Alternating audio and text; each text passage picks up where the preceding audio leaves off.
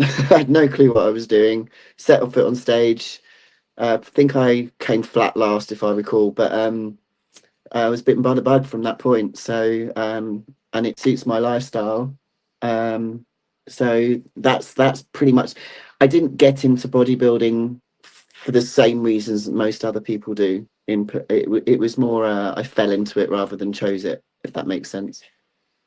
Well, you're not the first one who has got into it because of a friend or suggestion. And it's funny, your friend says you're rubbish. It's, a lot of us Americans, we call it garbage. They call it rubbish over there, different We do, languages, yeah, like, yeah, yeah. yeah, But it's the thing is that everybody gets in one way or the other. Like I said, athletic background, you were a fighter, kickboxing. I used to do content on women in mixed martial arts from boxing and also to MMA. I mean, yeah. that's a tough sport. Yeah, think about it. You got to get hit, but this bodybuilding is different. The aspects of where you have to build muscle and develop and to grow and just the process to change your body, especially for a woman. So, after that first experience, what got you to really do maybe step your game up? Um, I think uh, so. Through my experience, I mean, I've been coaching since I was in my early 20s, different sports, obviously not bodybuilding, um, and competed myself in several sports. And I think the main thing that struck me was the structure and the challenge, because in no other sport that I've been involved in, and I have been involved in a fair few: road cycling, Olympic lifting, um, to name but a few, but you can have downtime in any of those sports and still bounce back fairly easily. Boxers have boxing camps, but they can take a fair amount of chunk of time off and not really lose their edge. Um, Same with cycling. You can, I mean, you can cycle for fun and what have you, but bodybuilding in as a sport in itself, and especially I think for females, and I probably get shot down by a lot of fellas for saying this, um, you can't afford to take downtime. There's there's no time in the season where you take your foot off the pedal if you want to be competitive. It's a 24/7, 365 endeavor. There is no let up. A lot of people do take this. I know they do take their foot off the pedal in the off season, but it shows in their physique when they come back in the following competitive year and they haven't really changed much. So the discipline and the mental fortitude, not just the physical, I think is what attracted me to it. My coach is quite fond of saying that I'm not right in the head, and he's probably not wrong. But that was what basically I just loved the challenge of doing something that probably most of the population can't do. Yeah, because it's not an easy sport. Because the one thing is the prepping, the dieting, the training, everything like this. It's not just about motivation. You have to have discipline. You have to have regiment. You have to have consistency. You just can't take a break. If you do take some time off, you still have to train. You still have to eat. You still have to do all the aspects to help you build this muscle. We have Yeah. here my man Stefan Prey coming through. Shout out to Stefan. He says, "Good morning. Congratulations on your pro card.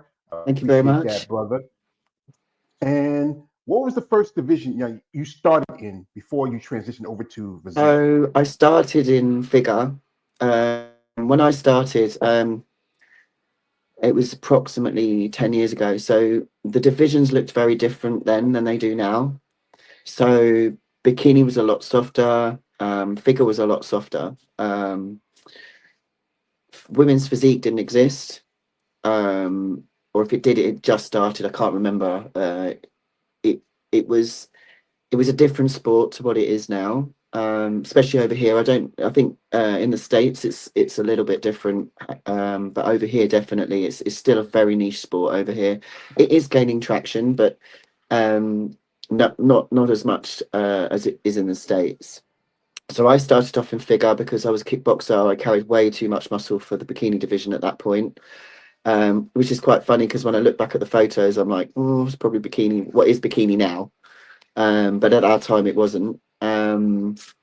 I didn't have enough muscle on then, really, for figure, but and ironically had to put on weight to compete because I'm very slightly built. I've chosen the worst possible sport for my genetics.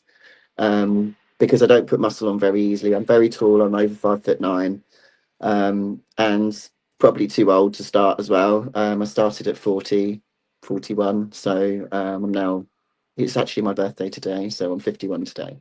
Well, happy birthday! So Happy birthday! thank you very I do this. much. I do this a Yeah. favor because I do this. I got a couple ladies I've done interviews with and couple friends with. I make little birthday videos. So I might do this. I might take this video later on and cut it and put it on my IG and tag you on it. So I will say, make you a happy birthday video. Just show appreciation Oh, because thank I you very like, much. not Yeah. a problem, not So a problem. Yeah, but you like, so you're not the first lady who started this sport lady life. I have interviewed quite ladies who were. One lady I know, her name's Cynthia Mark. She's 60. She's 61 this year, and she got into in her 50s. I think yeah, I find this sport later on in life, like in general, me like women like yourself who are athletic background, you just miss the competing and exercising, the training of the sport you used to be in. Generally, a lot of ladies who come who had kids and their bodies would just change from when they were younger, and then the kids are grown and they don't really have that responsibility. They needed something maybe to fulfill their life a little bit. Bodybuilding is a yeah, sport, even though it's a niche, but it has grown over the years. Like when I got into it because I was a younger kid. My brother played football here, American football, real football in my hometown. No. Yeah, I had a debate with a young lady. She talked about rugby. I said, "Hey, yeah, that's not a man Yeah, sport." But yeah. Rugby is the sport.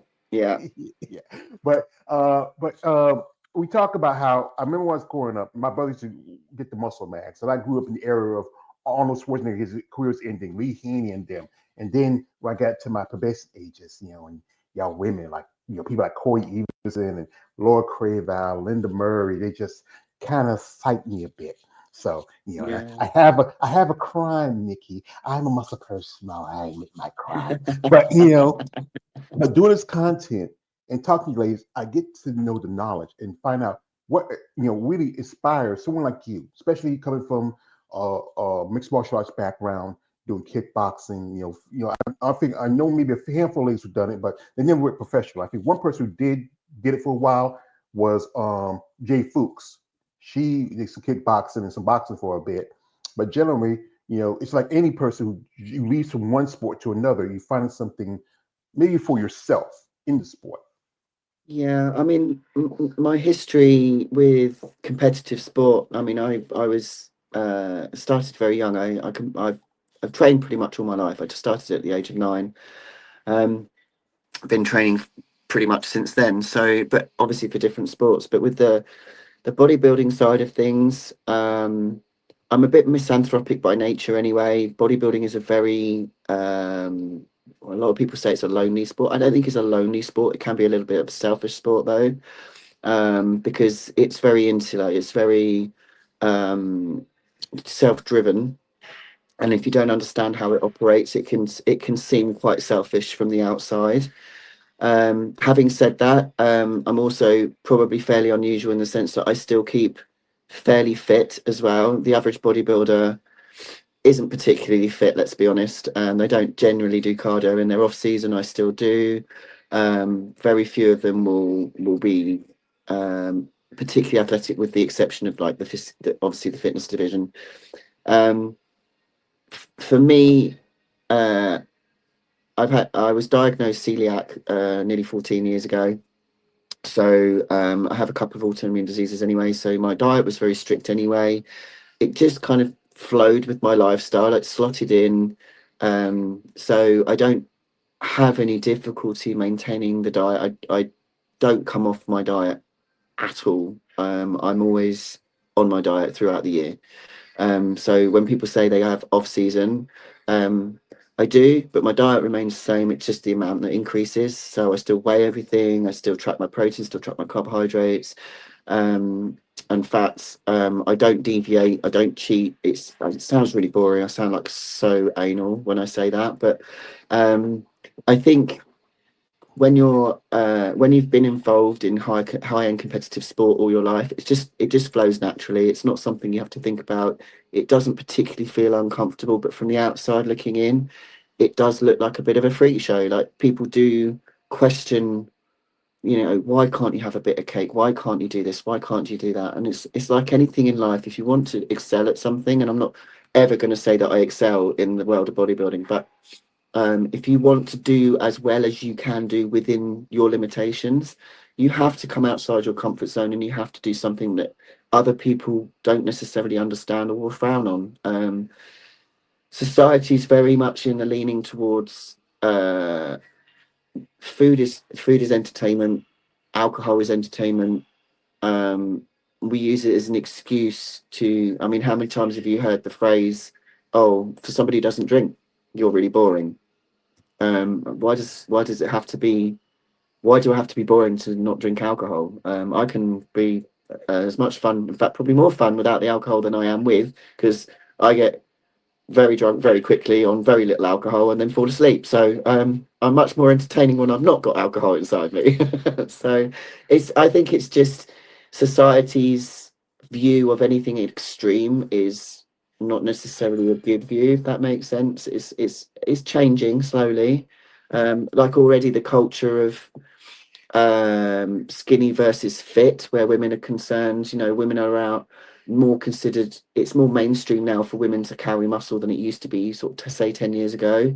um the kind of heroin chick runway look is not sort of really acceptable anymore. Most people will frown on that now, whereas 15, 20 years ago that was definitely the look.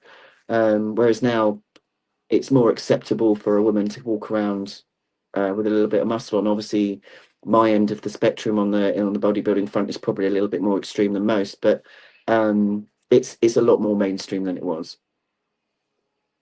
It's like coming from Kate Moss to what's the actress I see she's in great shape. J Lo, she's in great shape. Or Yeah, then you yeah, have that period. You have someone like Lizzo, who's yeah, but she's even losing weight. And I can tell you yeah, from being a fat man myself, and this is like for me when I get to this because when I started this content because I was taking care of my mom, and eating was a comfort because yes, it was like stress dealing with her stuff, and then my habits also it kind of changed after I got when I was younger I used to play sports too, then I got a job and then you eat at work, and the ladies I used to work with they always we have like events they bring their home cooking, and sometimes my mom told me yeah, yeah, don't eat everybody what they cook, but some of these ladies I knew pretty well and they had some good food.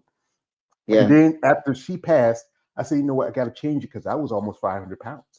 Right now, I'm oh, under 400. It took us yeah, a long time.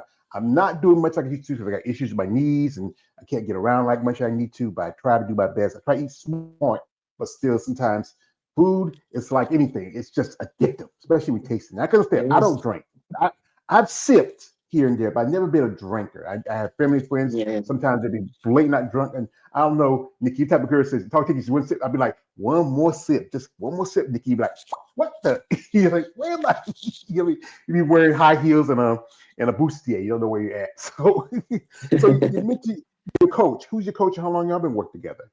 so I prepped myself for many years, and then I just during lockdown, I had a lot going on, and uh obviously because I have the autoimmune conditions and I needed someone that was understanding of that as well. So I did my research, asked a few friends. So my coach is Skip Hill, Ken Hill. We've been working together for nearly 5 years now, I think. Um, we're good, we're really good friends as well. He's a really cool guy. He's incredibly knowledgeable, and he's also got a great sense of humor as well, because the one thing that people, and I'm really trying to keep a rein on my sense of humor right now because it's a bit dark and a little bit twisted. The English tend to be a little bit like that anyway, and even by English standards mine's a little bit on the dark side. So and he kind of gets it, so he gets me, to he allows me to operate within my own, with my training and everything else. He doesn't kind of smother me. He's I mean, I often joke that I just pay him to be my friend, but it's more dynamic than that. But the nice thing about it is he respects my own knowledge, because I'm a coach in my own right. I have been for a very long time, and in a few different sports as well. And also, I'm a qualified nutritionist, physical therapist, etc., etc. So he's got a lot of respect for my knowledge. He allows me to have room within that. Um, but he's very good at dishing out the tough love when it's needed as well. So I'm not a particularly emotional person. I quite the opposite actually. He reins me in because I can push too hard. So he will pull me back when I'm putting my foot down a little bit too hard. Um, but yeah, he's a great guy. He's if anyone's looking for a coach, I'd 100% recommend him as a coach. He's just great. Well, it's good that you have a good relationship with your coach, and that's one thing important, especially for any competitor, to have a good relationship with coach. I know competitors sometimes, they might switch coaches because maybe just not the right fit for them at the time.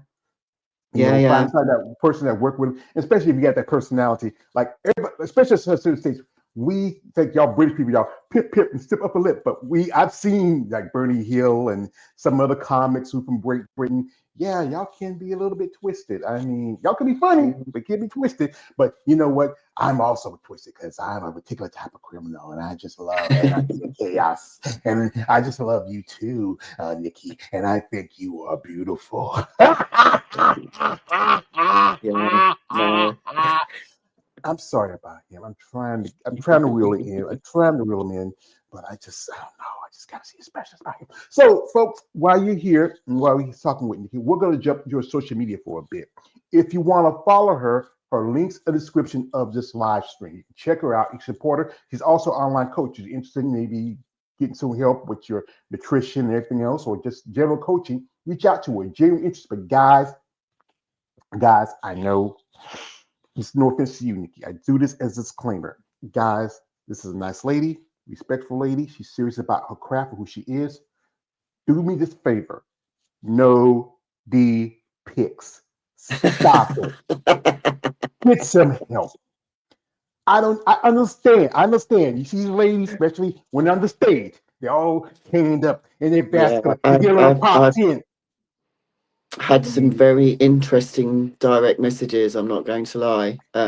It's I used to do it years ago. I haven't done it for a very long time, but I used to collect the funnier ones and then repost them because they were quite amusing. But obviously not the more graphic ones. But it is a downside of the sport that we do tend to get associated with kind of the soft porn industry and stuff like that. It's especially with the uprising of things like OnlyFans and stuff like that, because there's a lot of bodybuilding. And don't get me wrong, I have no problem with women doing that. That I'm like, it's you do your thing, it's absolutely fine. But I think because of that association, um, it has encouraged a lot of unnecessary unnecessarily graphic um direct messages, let's put it that way. And it's not just probably not unusual, to be fair. I mean, it probably happens in every sport, but I think definitely bodybuilding has a reputation for it, really.